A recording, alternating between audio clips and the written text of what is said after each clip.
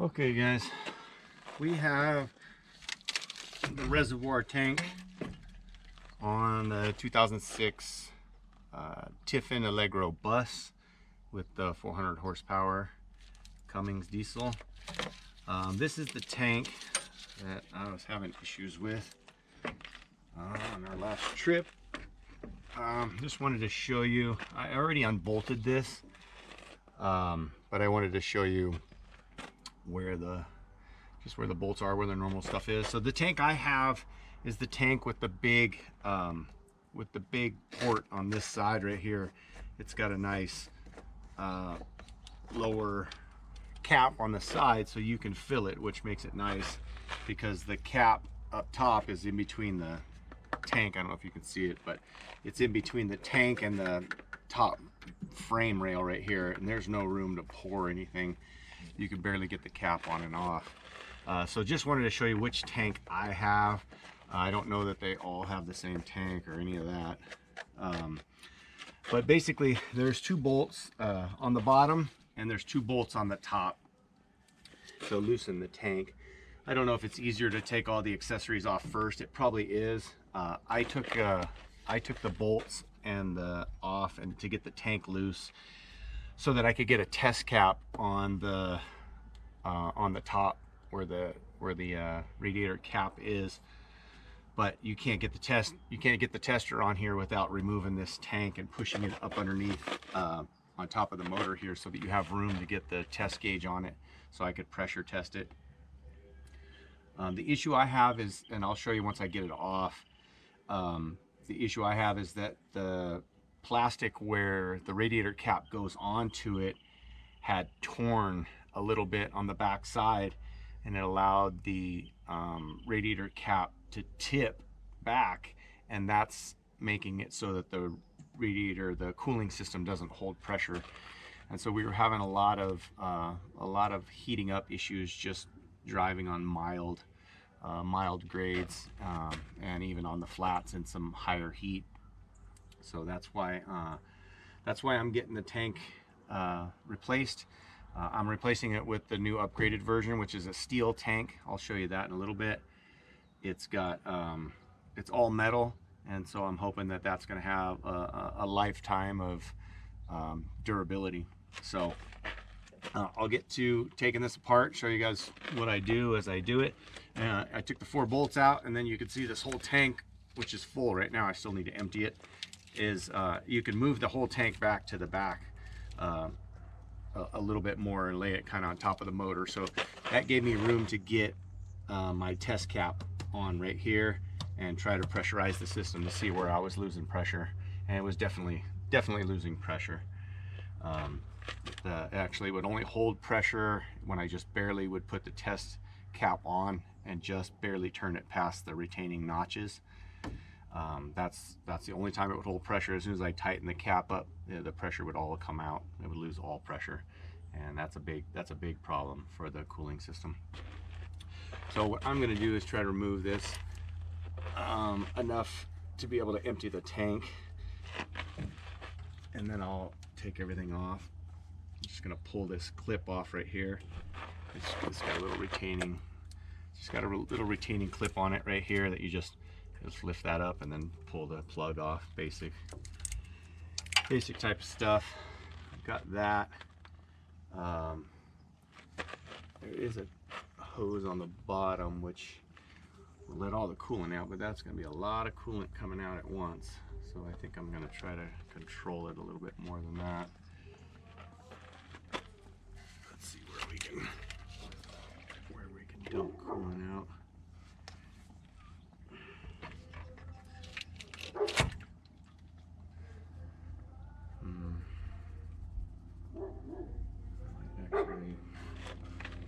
Might actually siphon the coolant out of here. Go get one of the bolts. Okay, you guys, I'm gonna put one of the bolts back in to hold this thing upright.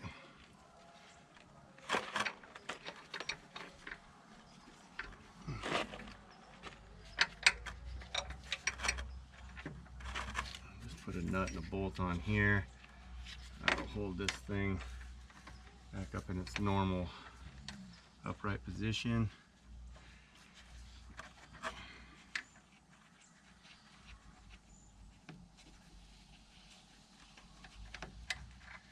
Looks like the nuts on these, just so you know, these are locking nuts, so they're gonna be tight all the way off and all the way on. They're gonna be really tight, so just so you know, they're not stripped. They're just locking nuts. All right, so that'll hold this here, and then what I'm gonna do is I'm gonna take this cap back off, and I got a little bucket and a hose, and I'm gonna do a little siphoning on this to get at least the majority of the coolant out of this before I start busting the hoses on the bottom off and it starts leaking everywhere. Which on our trip, it had already pressurized, over-pressurized, and overheated a little bit. It got up over, I was just a little over 220, which I'm not comfortable with that, but it happened on our going up a grade, and it did spray some coolant around kind of this engine compartment. So I'm gonna have to wash all this off anyway to get it clean so I can start fresh. But I'm just gonna push this. I'm just gonna push this little hose down into the bottom here. Get a little siphon going, old school style. Suck it. Try not to get it in my mouth. It is coolant, so it is a little bit disgusting.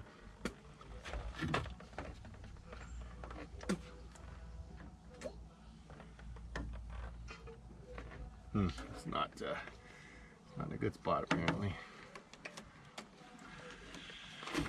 Change that.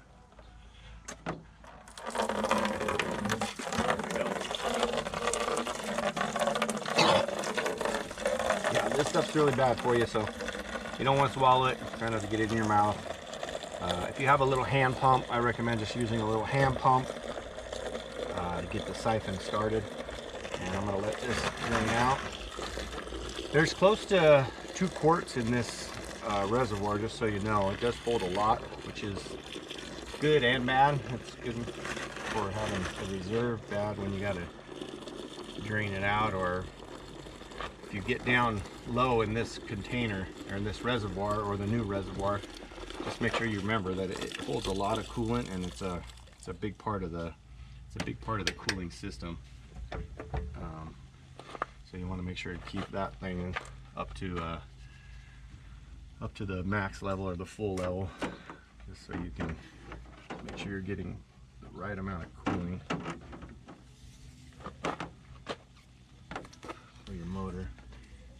There is a low spot in this. I'm going to try to get in there to grab the last of the coolant. I don't know much about the cooling, the original cooling on this system. The guy I bought this from said he had it converted over. I don't know the process, but he had it converted over to DexCool. So I just use DexCool. I don't run the stuff that the stock cooling system has. I actually don't even know what it is. Sorry. He converted it to DexCool, which I'm happy because you can buy that anywhere and it doesn't take a lot of maintenance. You just put the DexCool in. I am going to drain this whole system because this motorhome is new to me, and I don't know how long it's been since anything's been done. I just want some peace of mind to know that I've flushed out the whole system. I'm going to flush it all out, drain it, flush it with some water, drain it, get it really clean, and then I'm going to add all new coolant once I get my new tank on here. So it seems like I've got this thing pretty well drained now. I'm going to go ahead and start disconnecting some hoses, things like that.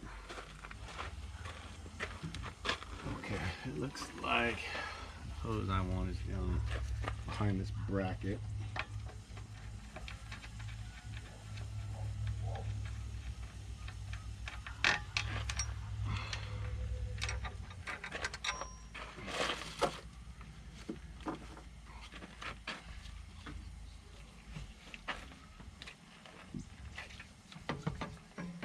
Yeah, it seems pretty empty.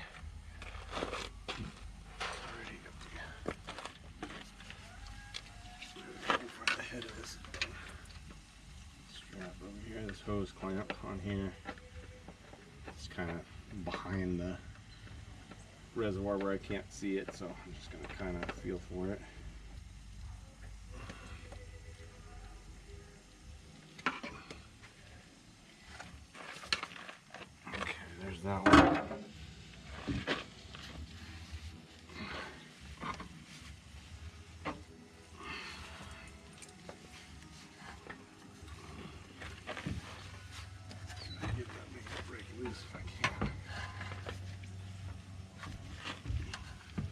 taking these old radiator hoses off. If you haven't done it before, just give them a little twist.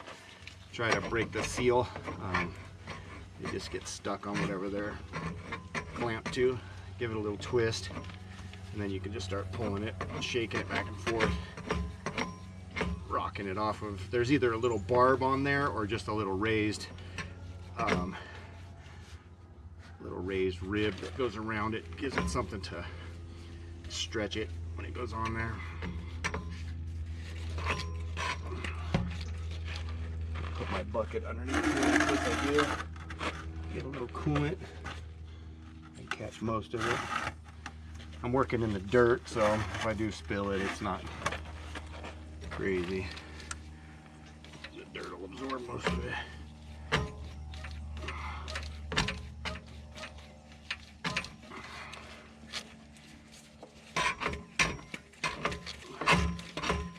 Let's try and come off. Here we go.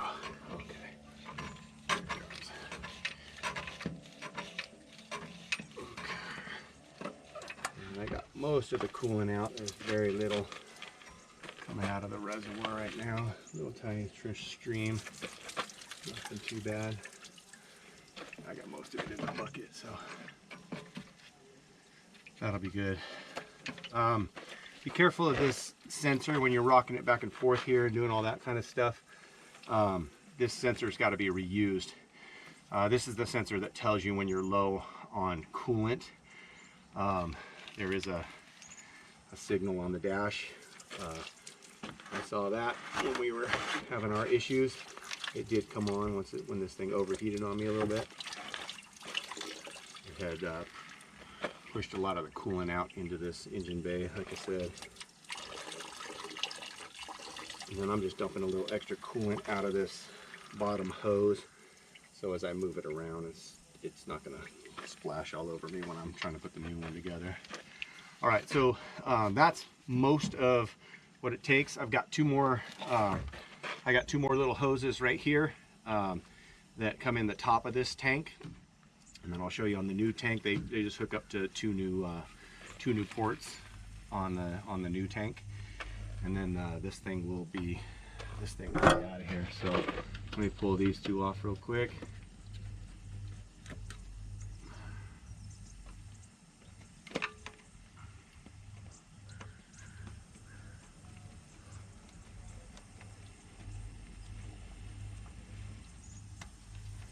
I like to tighten them back up sometimes so I don't lose the hose clamp. I'll just snug them up just a little bit so they don't slide around on the hose and fall off when I'm doing other stuff if I'm not paying attention. Just slide them down a little bit and then give them a little snug. And then same thing on these two little guys.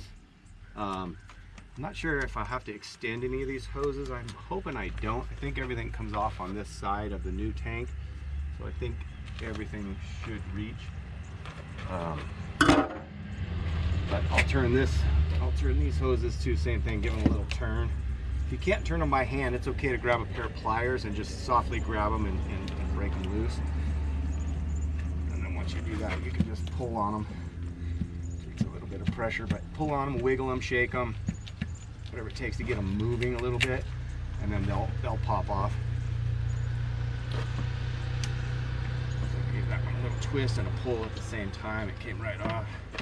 Now I just got to get it off the port. If you're wondering, when I looked in the new tank, these two ports both just go right into the tank. They don't go anywhere. They don't drop down. There's not a high one or a low one that I could see on the new tank. I'm going to look in this tank as well just to make sure. But this tank's ready to come out. I'm just going to wiggle this tank out,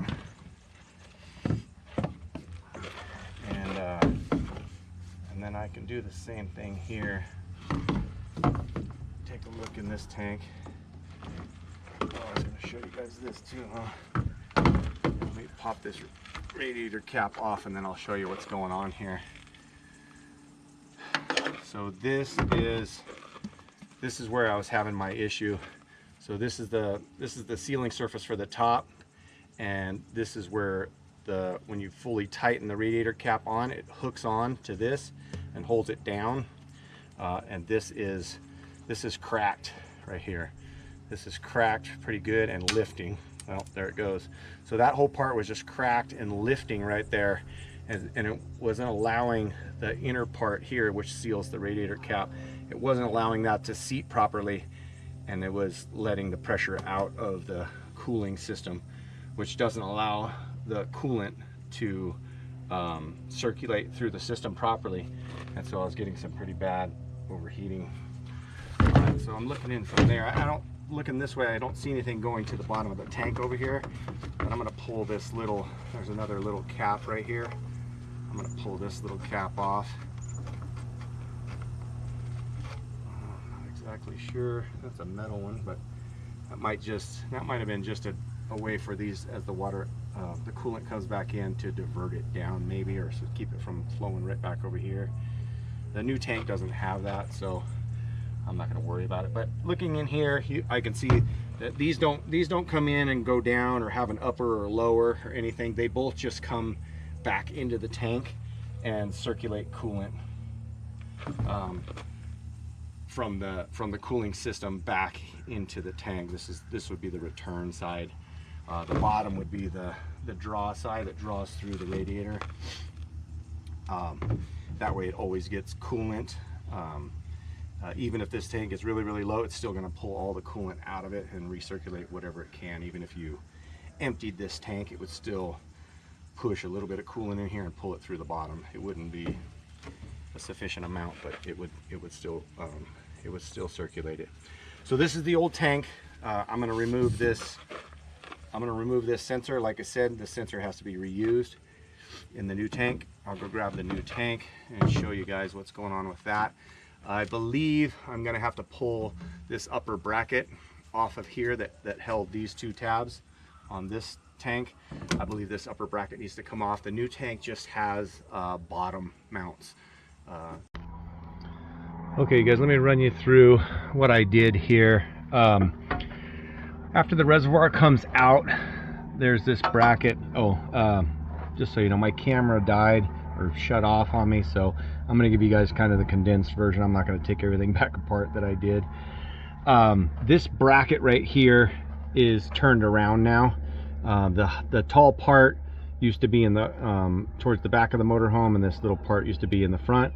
There's two bolts, this bolt and this bolt, and this bracket was sitting longer towards the doors, and you have to flip the bracket around. So you take these two bolts out, you're going to flip the bracket around, and then there is another set of holes, but you don't want to use those. You want to use the same set of holes that the bolts came out of, and it pushes the bracket closer to the motor, where it just kind of hangs over the motor a little bit, and that'll give you room for the new tank, which I'm going to show you the new tank. Go through that real quick.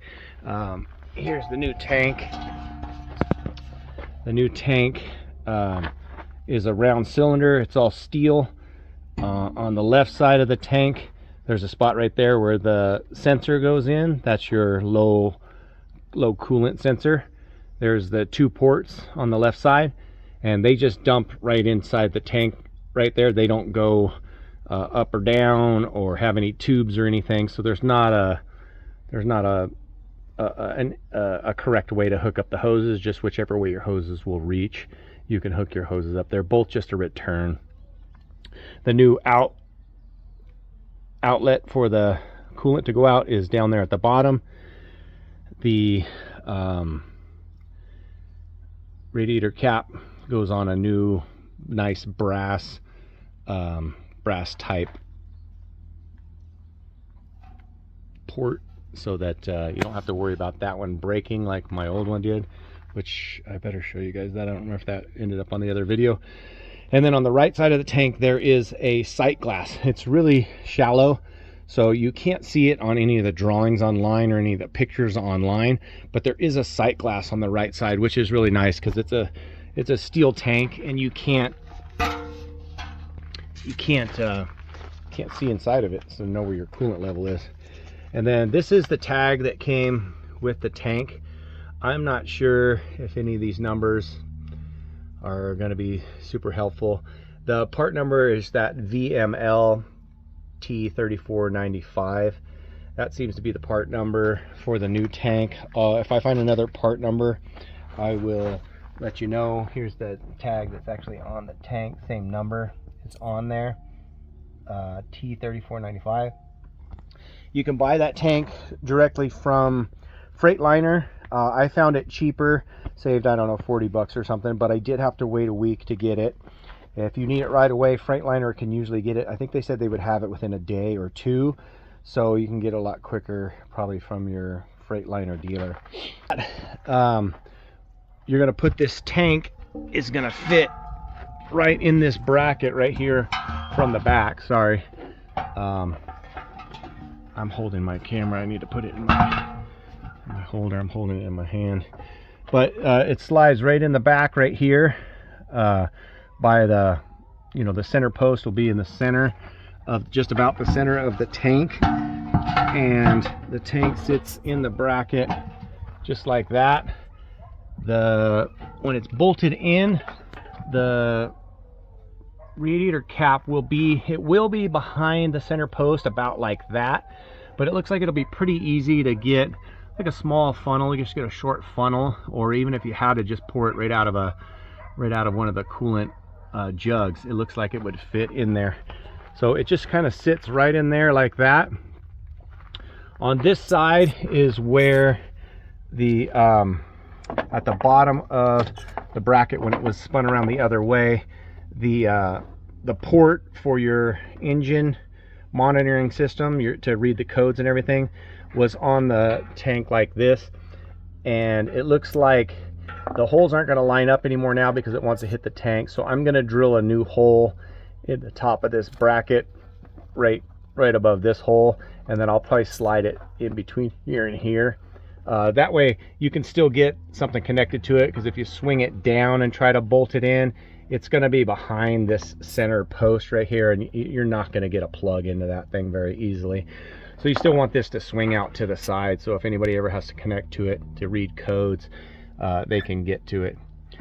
And then also the sensor wire for the low coolant level sensor, it comes in on the right side of the tank over here.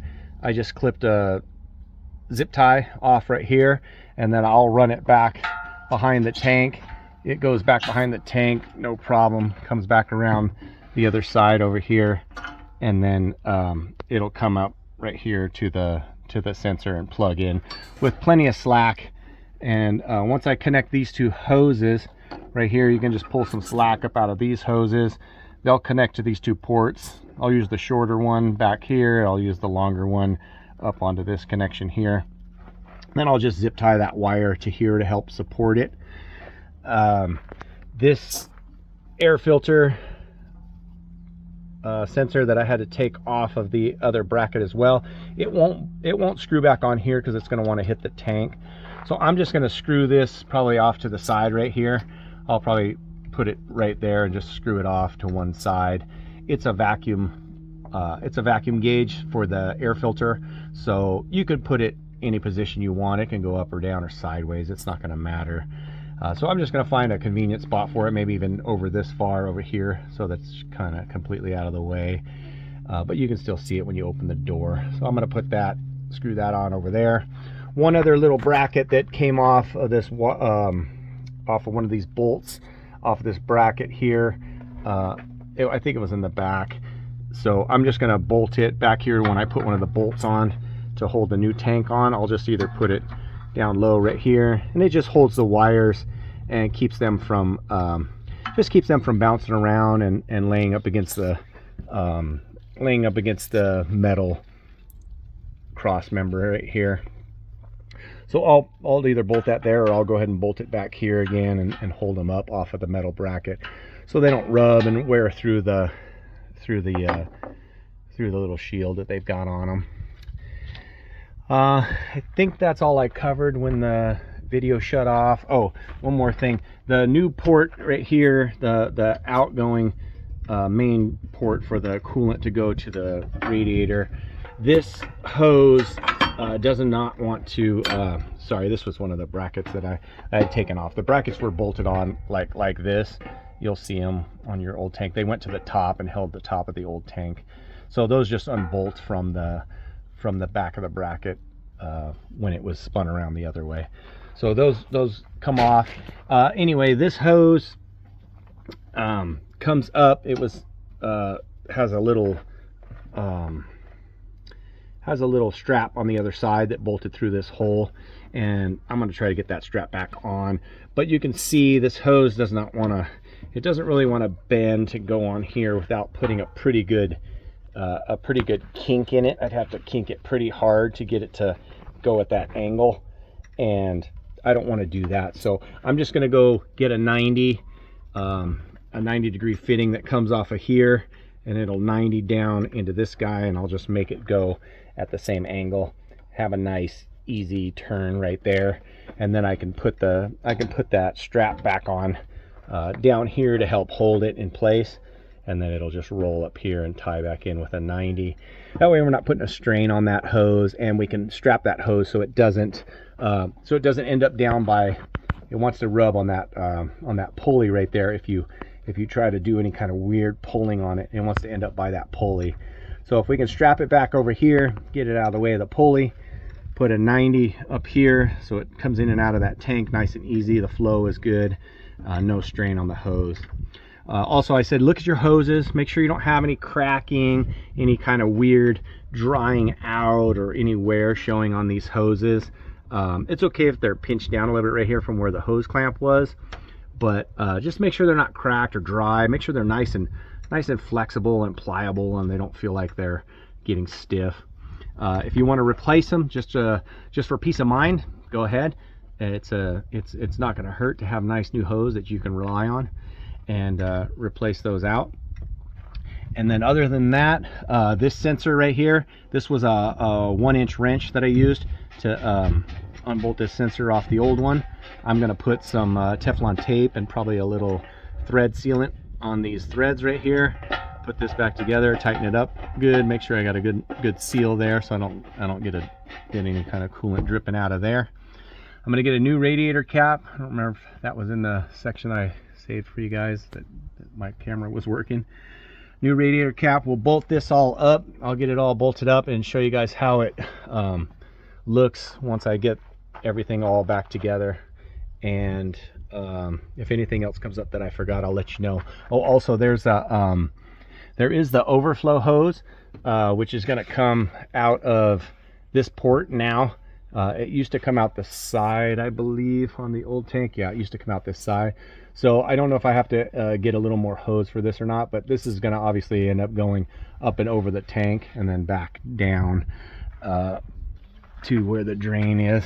Here's the hose, and it looks like there's probably enough hose here. It can come at whatever angle you need it to, and just tie back on to that overflow port, and that just goes down and daylights out the bottom of the coach right there. So if this thing over pressurizes, the water will head out that hose. Sorry for the camera work, you guys. I will let you know what else happens, and I'm going to be draining some more coolant out of this before I fill it back up with new coolant. I'm gonna flush the whole system if I hadn't already told you that.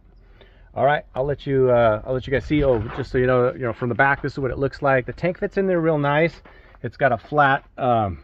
They cut this part of the center seam. They cut it nice and flat, so you got good clearance at the frame, the little framing right there. So there's plenty of clearance. The tank sits in there real nice.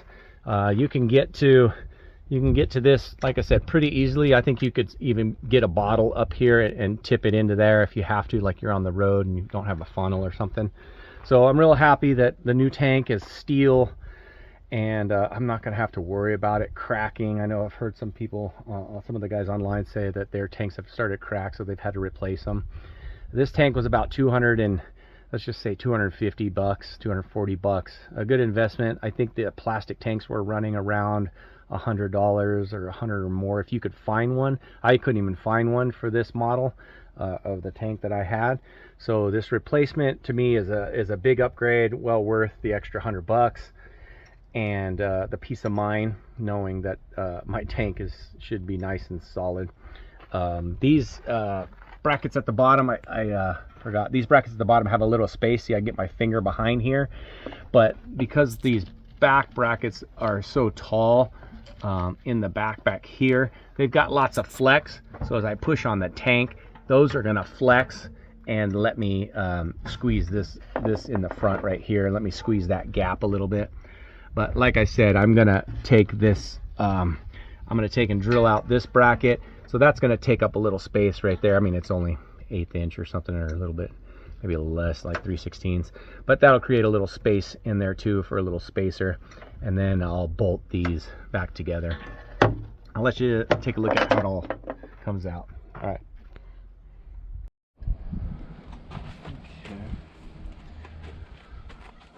Okay. All right, well, I got a new radiator cap and pretty much ready to bolt this thing up in here.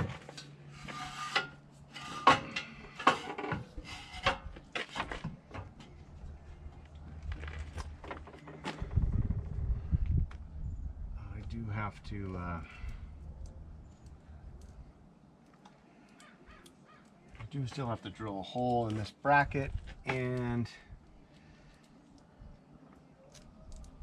get a barbed connector for this. I did get the 90, but the local stores didn't have a 1-inch barb fitting for me to be able to tie the 90 onto the existing hose.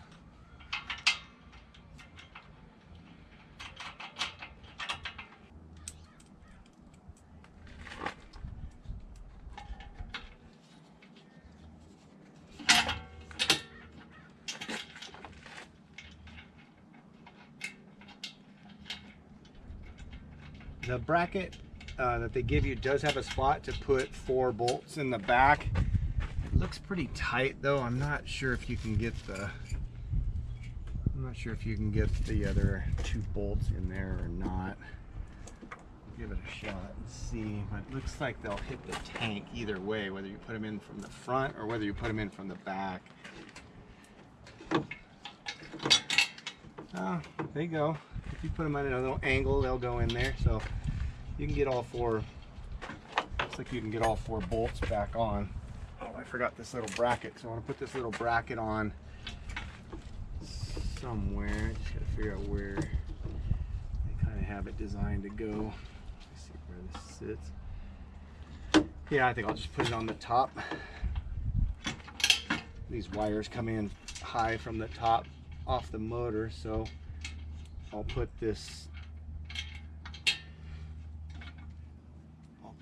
little wire holding bracket on the top bolt, and then have the wires probably go on top of it. Put a zip tie through it.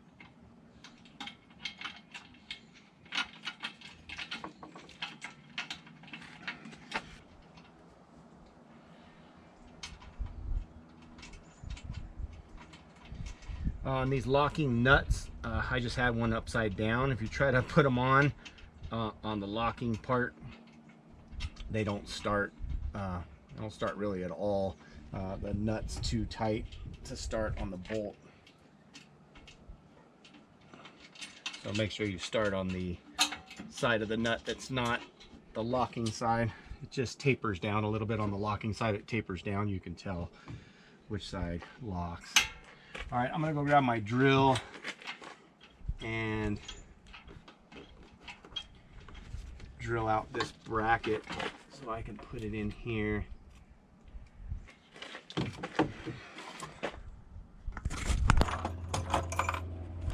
Start with one of my smallest drill bits here. Always easiest to start with the smallest hole. Also grabbed a pair of pliers to help me hold this bracket, since you can take this Looks like you can take this connector off of the bracket and go drill it somewhere else, like in a vise, which would be a lot easier. But it's a really small, looks like either a Torx head or maybe an Allen. I think it's a Torx. I don't have my glasses on, so I can't see much without my glasses on. And I think I'm just going to open up these pliers and use them as my little portable vise here. And then, yeah, the hole's got to be pretty high up on the bracket, but I want to drill it down low enough that I still have some meat all the way around the hole. And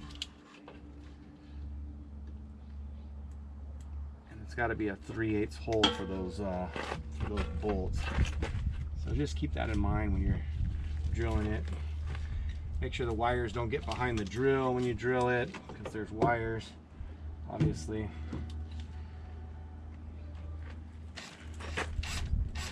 So just be careful what's behind what you're drilling. Try this out and see. See if this one wants to start a little better.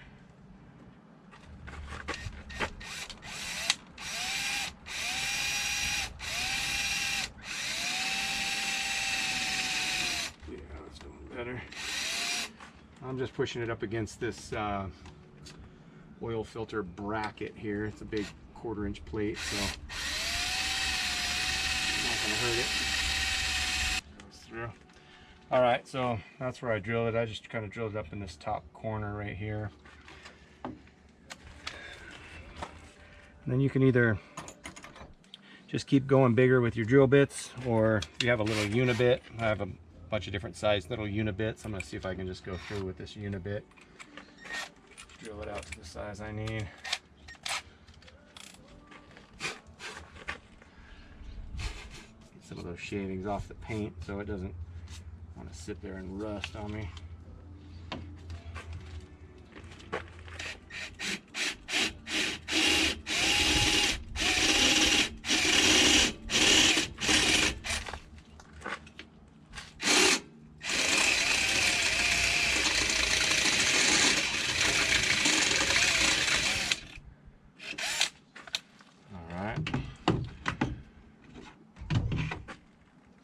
You can see I drilled it out at the top corner. It's a little close. I don't know if you can see it. Maybe with the blue you can see it. It's a little close to the corner, but I still have meat up there. And that's all I really care about. I'm trying to get it out as far as I can. That hole is just the right size, so I'm going to stick with that. I use the unibit to get the little shards off the backside. And that should fit in there pretty good. So I'm gonna put that in with the bolt right now, place, and then let's see.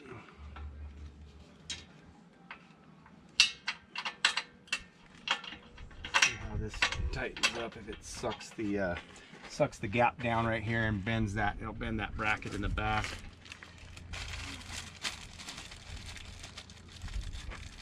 Washer and the nut.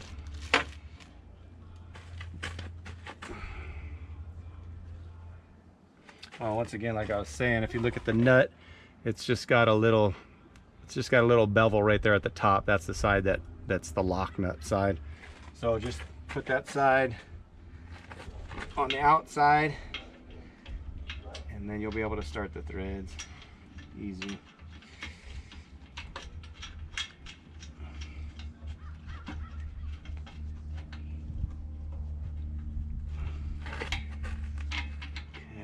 Probably go ahead and tighten this up first and see where the brackets try to suck the brackets down so that it'll tighten up. See how it goes.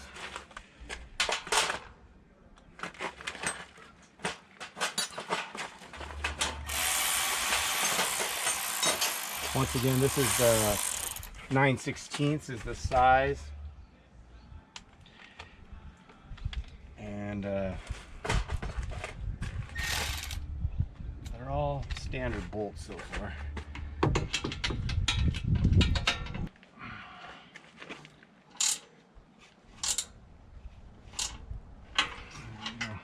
All right, so these front two are tight, which pushes this thing back here, bends this back bracket just a little bit, but that doesn't matter. It's they got tall brackets that kind of designed, I think, to flex so you can get it in place where you want it.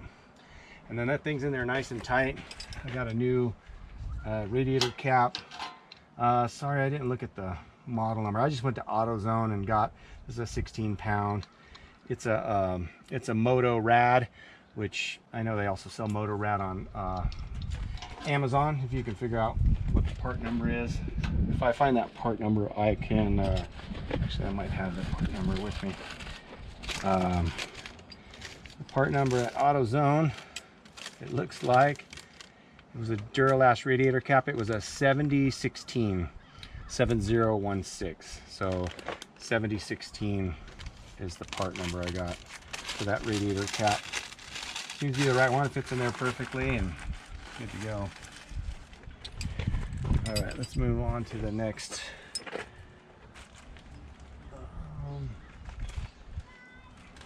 The next bolts back there. Let's see if I can tighten those up most of the way with the ratchet, and then I'll finish them off. So that bracket's up now. I'll be able to zip tie to it.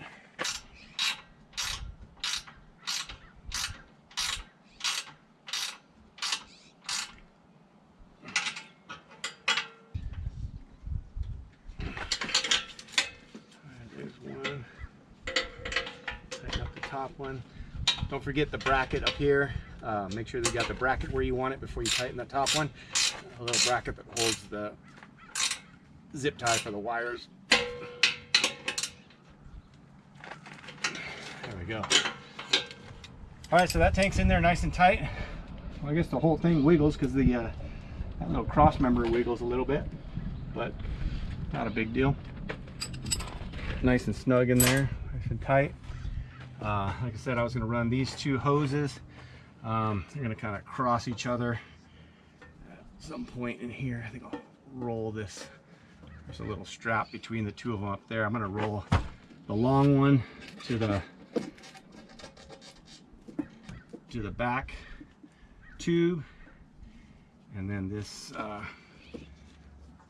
shorter one to the tube that's closest to the engine. And then just make sure when you put the hoses on there that they go past that little raised barb on the tube. That way your hose clamps tighten down behind the barb. So that way you know they're staying on there.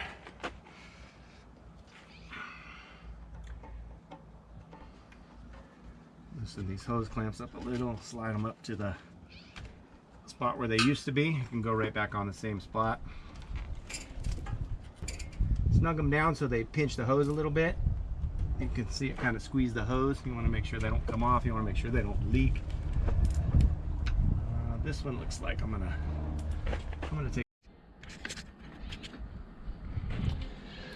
Okay, guys, I've got the screws on this. These self tappers are a standard 5/16 head on them, so I'm just gonna go ahead and screw these in, see if these old self tappers will tap this metal or not. All right, that took a little pressure to push on them, but they tap through it. This isn't super thick framing right here. So I just put those two self tappers back in there. The hose just hangs down here, or you could let it bounce, or you can tuck it in behind here a little bit. It probably won't move too much. It's just a vacuum hose that goes to the air box, or the air filter ductwork down there. So it just tells you if it's starting to have too much resistance. That means that your as the resistance goes up, this gauge goes up towards the red, and it's just telling you that your filter is starting to get clogged because it's sucking too hard on the downstream side of the air filter. So that's mounted. I'm going to take this sensor back out, I'm going to throw some Teflon tape and some sealant on there. Just regular Teflon tape. I prefer just plain old Teflon tape. I don't buy any of that weird yellow stuff. I do have some blue stuff. It's called Monster. That stuff is actually really good. I use that for really important stuff. It's a nice stretchy tape. But I just throw a little bit of this on here. 2 to 3 wraps is all you want to put on when you use Teflon tape on threads that are normal, that are supposed to be in good shape. And make sure you go clockwise, the same direction you would put a nut on these threads. You want to go the same direction, otherwise the Teflon tape can spin off. As you're tightening it in, you'll spin it off if you go the... Okay, you guys, sorry, my camera keeps cutting off. Sorry about that. Anyway, I put the Teflon paste on the threads of that sensor. I used a 1-inch wrench. I used a 1-inch wrench on that sensor. It's a pretty long wrench. I got it down to where it was just snug, and then I just gave it just a little bit more to snug it down. There's an O-ring kind of on the base of those threads, so I don't put any Teflon. Make sure I didn't get any Teflon on those, on that O-ring, and then just let it do its job and seat down in there. Ran the hose, not the hose, I'm sorry, the wire to it from around the back. I brought it up over these hoses. I'm just going to throw another zip tie on it right here next to this other zip tie and the hose that runs down to the air filter gauge. I'll zip tie that there. You can see this hose that I put on here. It's going to get a clamp. It's going to tie onto this one with a splice, a barbed fitting. I'll put the hose clamps on that, and then I'll come up with a clamp here to hold it in place. Okay, my camera shut off on me again. I gotta find out why it's doing that. At any rate, here's the radiator cap, and then here's that little clamp I was telling you about. Let me pull it off. You can see there's the little clamp, and I pushed the 2 tabs all the way down as far as they could, where they basically touches the tank.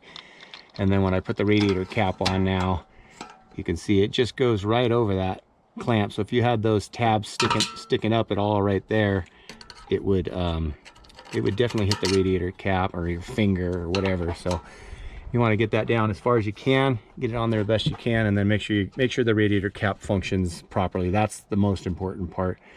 If this hose leaks or even wasn't on there, it just means if you ever got overflow pressure, your coolant would just spill out over the tank, which is fine. It would just make a mess. All right, I'll show you the next step. And then I'll also clamp it down. If you look down here, you can see there's another clamp right back in here. So I'll pull this hose over here, throw a loose zip tie around that just to keep it from wanting to bounce up any closer to this pulley up here. So I want to keep it in this area, but you want to be able to have a little bit of slack in case it flexes or moves on you. Okay, you guys, so I'm gonna cut this hose. I'm gonna modify it so that I can put it where I want it. I've got a pair of PVC cutters I'm going to try to use for that, just because I have them. I use these for cutting PVC pipe up to 1 inch, or PEX pipe, anything plastic. These will cut that. So I've got a couple pairs of these. So I'm just going to throw the hose clamp on here just so I have a general idea of where that hose clamp, where I want it to sit. I don't want it to sit in the kind of the weir, it's called the weir, but the curve of the pipe here. Where I want it to sit is just on the flat part. So I'm going to cut it just past where that hose clamp was. See if these guys will cut through here. They should. And just give it a little turn if they don't cut, and that gives it a start. And then just cut right through it. That gives you a nice clean cut right there. So you can use a razor knife. I'll use a razor knife sometimes and just cut around these, but I wanted to do that. Make sure this thing goes on there. That hose clamp's going to sit right there where I want it to, on a nice flat surface. And then I've got to cut it on the long side as well. So there's that. Here's the bracket on the other side. You can see the bracket right back here.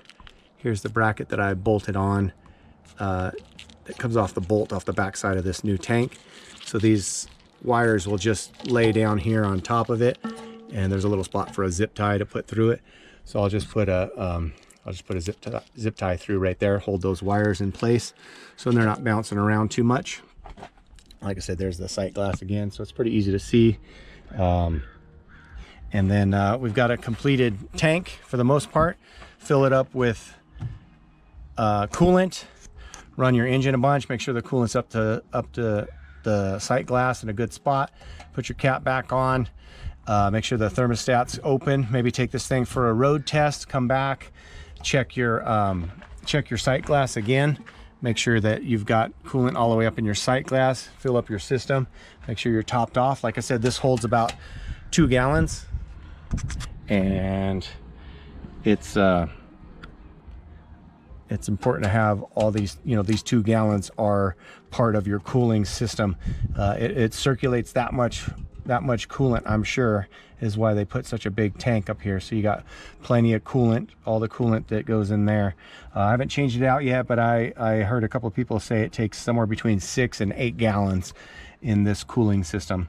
So I'm going to swap that out, and then I'm going to do the same with mine, road test it. All right, thanks.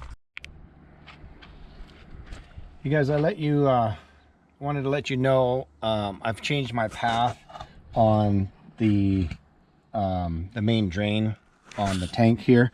I'll show you. I've decided it's a lot better if I turn it straight down out of this tank with my short 90 that I put on here. Turn it straight down, bring the hose up underneath the underneath that cross member, and then I'll tie these two together here. I already cut this hose, so it's gonna be a little short. I'd either have to put 2 splices in it and make it longer, but I don't really want to do that. I'd rather have 1 splice. I'm just going to buy another one of these. It was only about $8 or $9. So I'm just going to buy another one. I'll cut it longer. I'll tie this on down here where this hose goes under this cross member. And if I make it long enough, it'll just push down on it, so it won't even be anywhere close to any of those pulleys down there. It won't try to go that way. I don't have to put a zip tie down there. The only thing I will have to do is probably add some kind of a protection right here where this comes down. It's going to want to rub next to this air filter, oil filter, some kind of oil filter. I don't know which one this is. Like I said, I think this might be the hydraulic. Anyway, it's going to rub on this bracket a little bit right there. So what I'll do is I'll either put another piece of hose, like a bigger piece of this same kind of radiator hose around it right there, or I'll just build like some kind of a little standoff bracket. So it doesn't just, as this thing moves around a little bit, it doesn't move a lot, but it does move a little bit. It's not rubbing on the main hose up against this metal. That's going to be a better path for it. It's going to be a lot cleaner down below. And that's what I'm going to do. So just want to let you guys know that. That's going to be my final connection when my barb fittings come in. So just keep that in mind. Make sure it works for you guys on your motorhome. If something's a little different, a different spot, just try a couple different places, different paths, and see what's going to work best. It looks like it's going to be the safest and most secure route to take, and then you'll be good to go. All right, thanks again for watching the video, you guys, and I'll put some more stuff out for you. Hopefully it helps. Thanks.